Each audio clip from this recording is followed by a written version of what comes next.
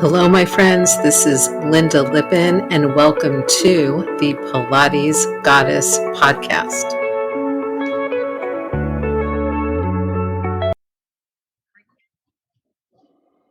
Well, hey, everybody. It's Lynda Lippin here, your host for the Pilates Goddess podcast, and welcome back.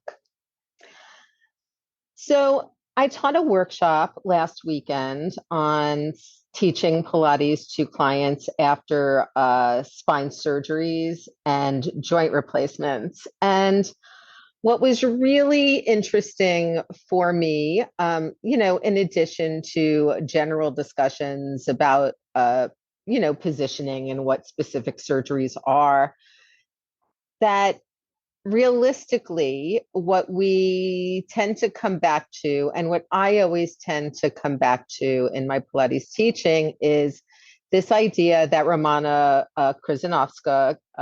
came up with, where she just said, bad back, keep flat.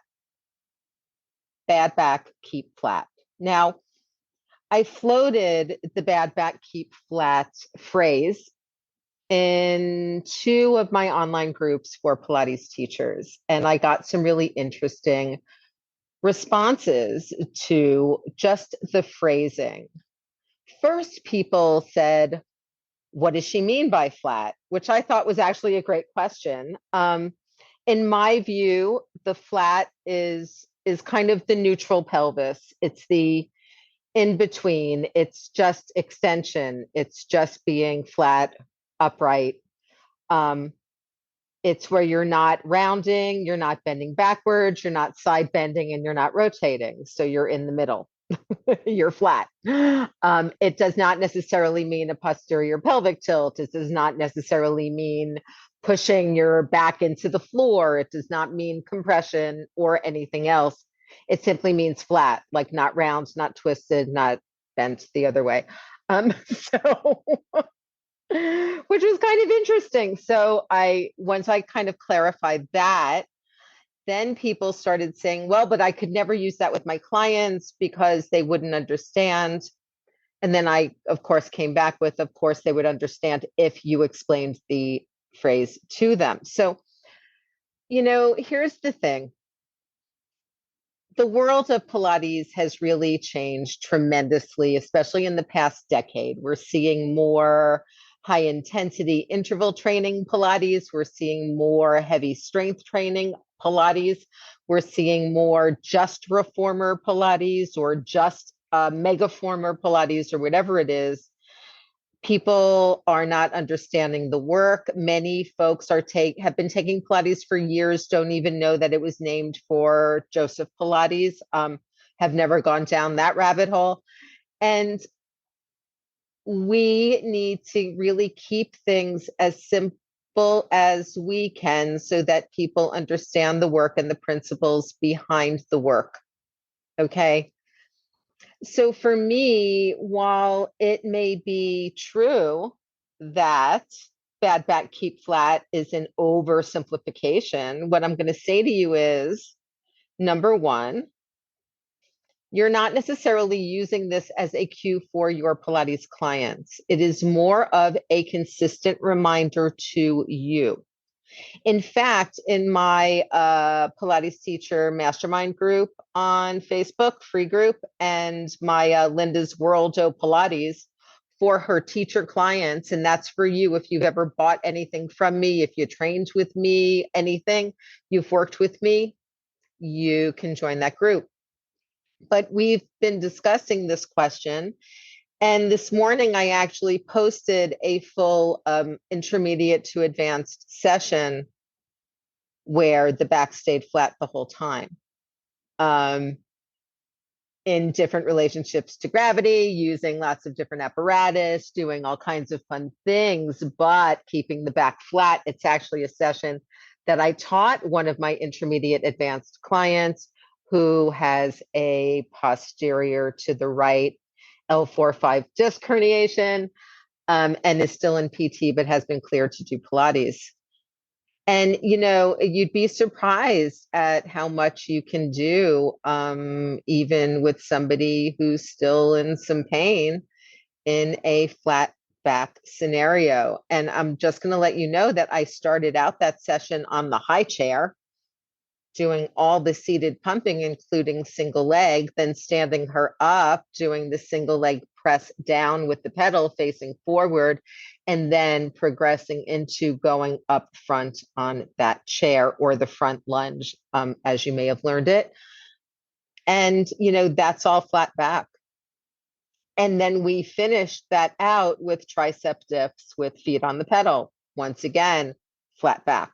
So you don't have to necessarily baby people. If you understand the entire system, you can pretty much take any exercise and take it into a flat back scenario. When we got done with that, we went over to the reformer. We did footwork. We did the 100 with the head down. We did the leg circles and frog. We did coordination with the head down because the PT does not want her doing any kind of forward flexion whatsoever. And, we continued from there. We did mini swan, kind of laying on the long box with the head toward the foot bar. We did pull straps and T. We did long stretch, all kinds of stuff. Like, there is no reason to think that having these simple guides in your head. And the reason why I'm talking about this is I could see where people really wanted to make it a complex thing. It was just like, I would never say that to a client. I would never use this phrase. What does flat even mean? Like as teachers, everybody was sort of going into what is the most complex thing we can do with this phrase. And I just kept bringing it back to, this is a great way to approach any client with back pain or a bad back. That's all. And does it mean that they'll never do movement? No, it doesn't. This particular client isn't flexing her spine right now. She is doing a little bit of extension. When she's clear to do it, we'll add a little bit of head lead rotation. And when she's clear to do it, I will start working her through some flexion. She will move again, but not right now. And that's okay. People can still do a pretty major league Pilates session and work all the parts they need to work, without necessarily doing big spine movements. And that is an important thing to understand. It's an important thing to grasp. It's also a good reason to understand the full system of Pilates when you can and if it's available to you, even if you're not necessarily teaching it.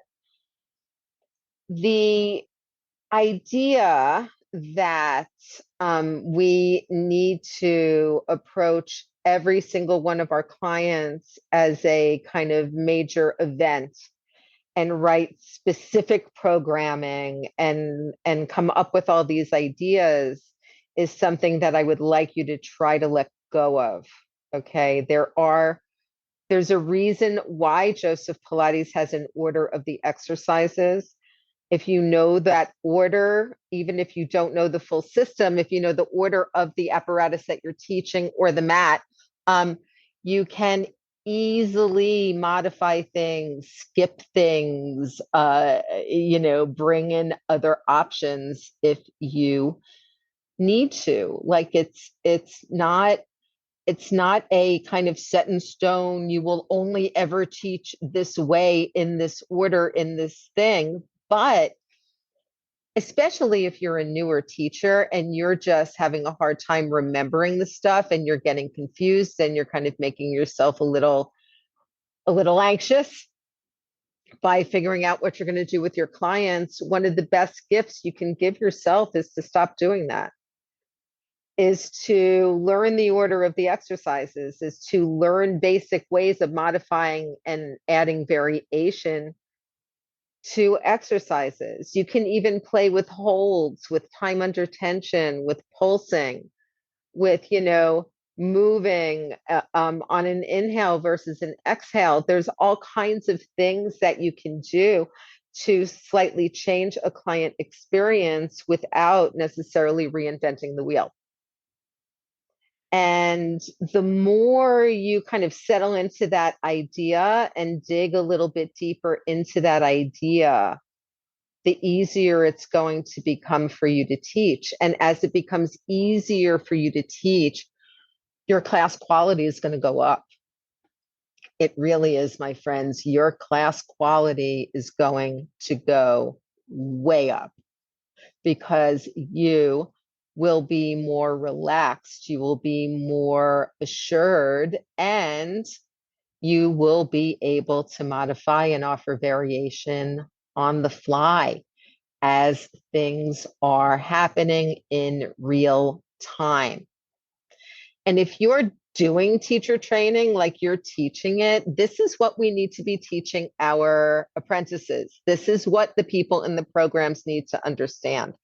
It's not just the exercises, not just the system, not just working with different bodies, but that ability to go through the list of exercises in your head as you're teaching them and make changes to that in real time.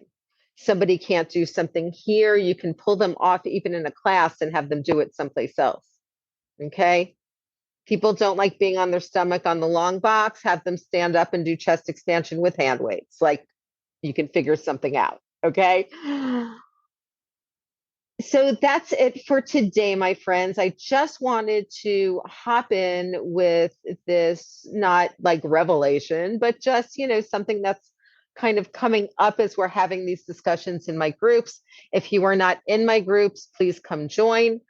And if you are interested in a private version of this podcast where I am literally breaking down the entire system, and I'm in the middle of kind of intermediate to advanced reformer right now, come join me at coffee.com/Pilates Goddess. That is KO-F as in Frank, coffee.com/Pilates Goddess.